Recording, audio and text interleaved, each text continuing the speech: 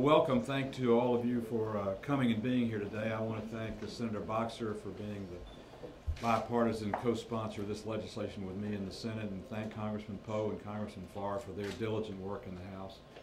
This is an important day for me, a little bit emotional. This is Kate Pusey.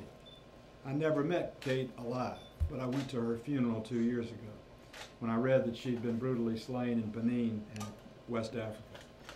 And I decided, and I met her parents, and about 6 months later they called me and asked me to help. And so for the last 18 months, I've known Kate Pusey better than I could have known her even had she survived that terrible evening. In fact, last Sunday would have been Kate's 27th birthday on Father's Day. And I spent that day with her dad and her mom, Lois. Kate was brutally murdered in Benin, Africa. Her throat was slit. Earlier that day, she had sent an email to Peace Corps headquarters in Coconut, right, the capital of Benin, stating of an individual in that town who was violating children in the school where she was teaching. The email was not in a secure environment. It was intercepted by someone who knew the individual who was being identified. And that night on the deck or the porch of her little house in Benin, her throat was slit in the middle of the night while she was asleep.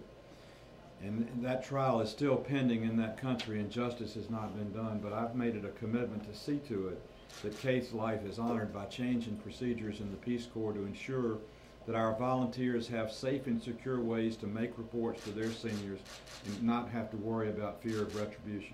Interestingly enough, a Peace Corps volunteer does not have the whistleblower status that a federal government employee has.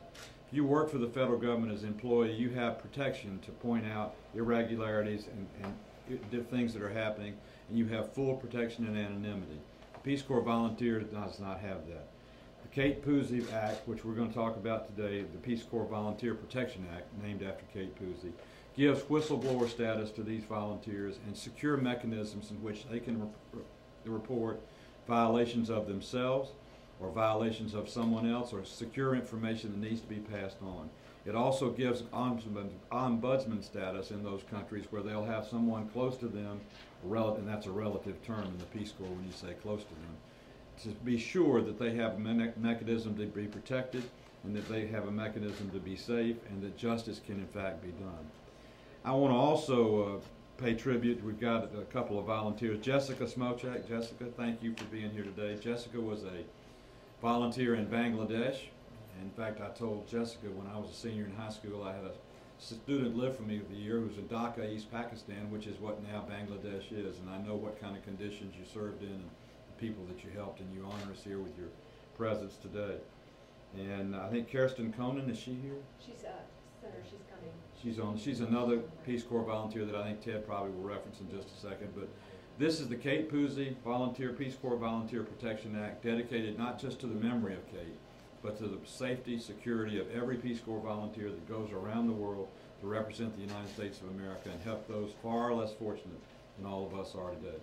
It's a privilege for me to announce my co-sponsor in the Senate, Senator Barbara Boxer from California. Thank you so much.